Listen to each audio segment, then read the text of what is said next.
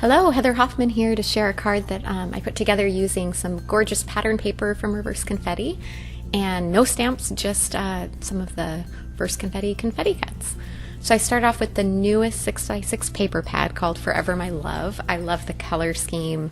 The palette's just very fresh and spring, mint and coral. And I chose a pattern paper and I die cut that out using Thanks Square confetti cuts. It's a newer set, and you notice that when you die cut it, it looks a little bit busy. It's a little hard to see. So what I'm doing today is layering a lot of pattern paper together, but also allowing it to pop so that it looks pretty. So I die cut the same die again, just out of Premier Polar White cardstock, and I'm just using my scissors to carefully snip just the thanks word out of the center of that. And what I'm going to do with this is I'm going to pull out a glue pen and glue that white thanks right over the top of my other panel. This makes that word kind of pop out of the frame a little bit more. It's just a fun way to stretch your dies and get a little more of a unique look with them. So once I've got the glue on there, I'm going to carefully press that on. Words and stuff like that tend to be bendy. When I'm layering them together, I start by just adhering the first part, and then I like to pick it up and kind of use my fingers just to make sure that it's all matched up before I push it together. It's easier to fix it before you've fully pressed it down.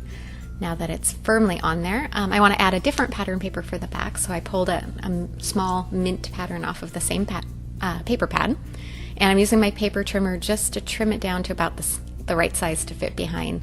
Since this die is about 4 1/4 by 4 1/4, that's what I trimmed it down to. You can trim it a little tiny bit smaller, but not too much smaller since you want it to fit back there. And then either pull out your glue pen again, or I chose to use a tape runner in this case, and you don't have to do behind each of the words or anything, just around the outsides enough to hold it in place, and attach that down. And then I pulled another piece of pattern paper that I wanted to put, and you notice I decided to add a little bit of a frame. The scalloped squares is a little bit too small to fully frame it, but you notice how it just kind of blends in too much. So I die cut it out of white, and I'm going to trim off just the top and bottom, just so you get a scallop edge peeking out of the top and the bottom. Also another fun way to stretch your dies. Like I said, because the square isn't big enough to fit fully behind, but by doing it this way you can allow just part of the design to peek out. And it's going to give me just about the frame that I want to help it pop off of my other pattern paper.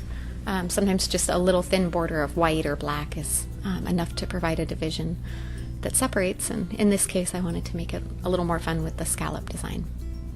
So once I've adhered those on there, I'm just going to attach that to my pattern paper. I played a little to decide which way I liked it, up or down, but it's a great fun way to use some of those paper pads up and not hoard them. Thanks so much for stopping by. Have a great day.